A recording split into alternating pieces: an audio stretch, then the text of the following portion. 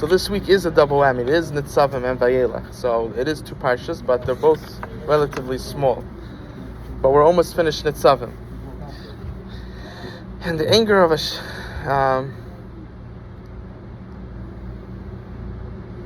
oh, no, it's fine. No, it's fine.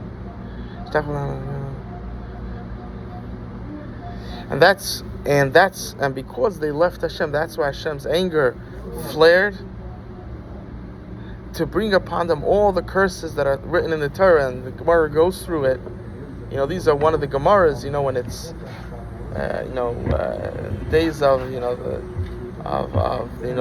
Shavasar B'Tammuz and the 3 weeks, right? These are things that they learn on the Tainus and on Tisha B'Av, and these Gemaras that talk about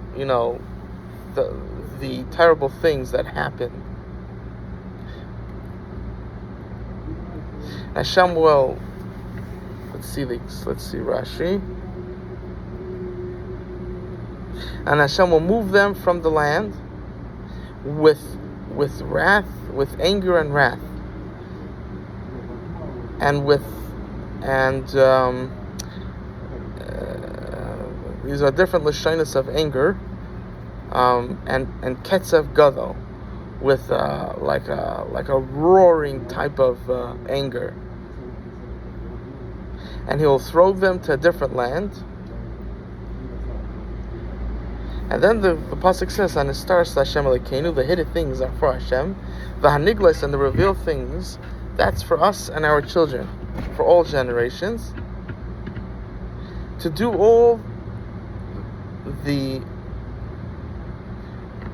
that the Torah says. So let's see Rashi. Right, this is one of those. We'll see. Alanu Levaneinu has these dots on top of them. So let's see Rashi. These are a big cryptic words. So what Hashem, there's a din called Arevus, and which means Kol Yisrael Arevim Zelazeh. And this actually has a halachic ramification, that every yid is Arevim, responsible for the other. And there's sort of a zika, connection, just like when a man dies and he doesn't have any children, that his wife has a zika, has a connection to the other brothers, and either one of them has to marry her, which he's already like halfway married, but meaning the Kiddushin aspect he doesn't need to do, meaning giving her a ring or something of value. All he has to do is bring her into his house, and that's how you finish the process. Or you have to do, it's either yibum or chalitza. You have to give a chalitza, which is a special type of get. So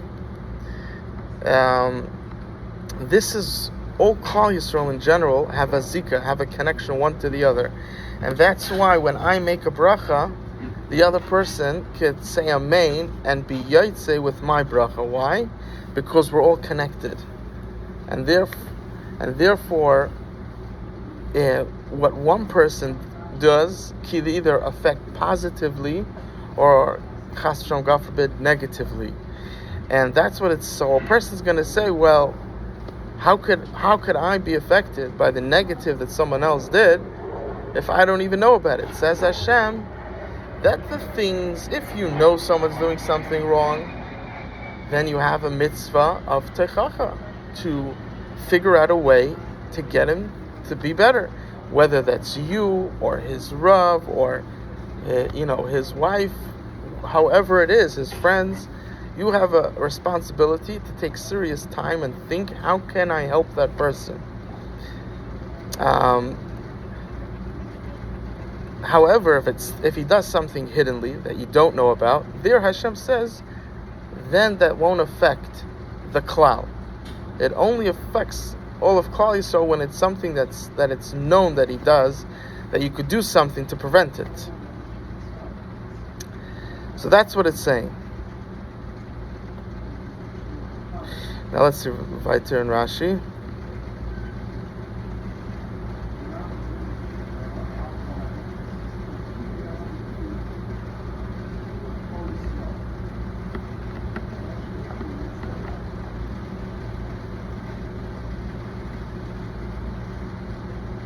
And here it's saying, now, this is interesting.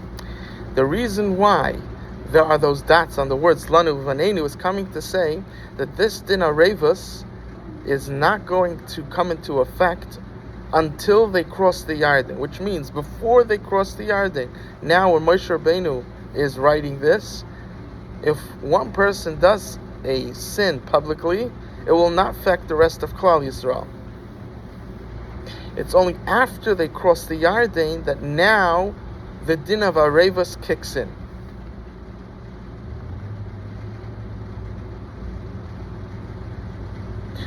Right, and which is interesting because in Har Grizim Har Evil in the Parshat before, when they accepted all the brachas and the klalas, the blessings and the curses, if they do it, then Hashem says they should be blessed, and they said Amen. And if they don't do it, then they should be cursed, and they said Amen.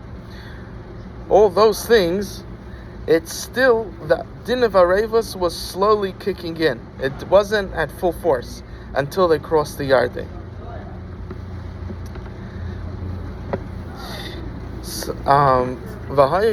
Now we're up to Aliyah Revi.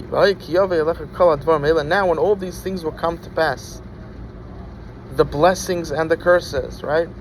Hashem, that I've put before you, and you will and now your hearts will return to Hashem from being from your exilement amongst all the nations that Hashem spread you through. And you will turn to Hashem. V'shavta et Hashem lekecha. You're going to return to Hashem, your Hashem, the Hashem of mercy, the Hashem of judgment. V'shamata b'kol. You're going to listen to His voice. K'chol asher anochi mitzavcha hayom. Like everything I commanded you today. Ata, you, uvanecha, and your children. B'chol levavcha, with all your heart. And it's with two bays. Meaning, not only your gates toiv you have to do good with, but even when the Yetzer Hara gives you an urge to do something bad, take that energy and use it for something good. Ovechal nafshecha, with all your soul, with all your money. So, good news for us is that it seems from the Baalei Darshans that they're saying that we've sort of entered in not so long ago into that age of kiruv, of people, veheshiv leiv avis abanav leiv banam alavaisav, people are coming back, right? It's this is relatively new, in the last, I don't know exactly what, 50, 70 years. So it seems that we're in this next stage right before Mashiach comes, when people are flocking back to Hashem.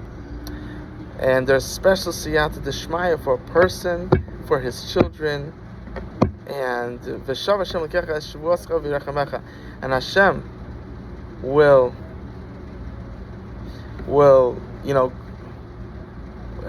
return, meaning because of the sins, Hashem sort of right. Hashem said He's going to give us the Eretz Yisrael, and then we lost it because of the sins. But Hashem's going to come back and up to the Shvuah and give us back Eretz Yisrael. He's going to have mercy on us, and He's going to return and gather us from all the nation that He has spread us. If there will be someone at the ends of the earth that's a Yid, and he doesn't even know that it's a Yid, from there Hashem will gather him. And from there Hashem will take him. There's a lot of people that it's already many, many generations of simulations, and they don't even know, and there's really no way that they should know that they're a Jew, even genetically, because genetics could also be passed by the father, but the father doesn't make a person a Jew. So it's, there could be people that they have no idea, and Hashem is going to bring them back. And I want to also give another way. Hashem could bring them back by actually killing them and bringing them back being born to a Jewish mother. So it's not just at the end of times, but it's also precursing to the end of times. And that's why yeah, sure.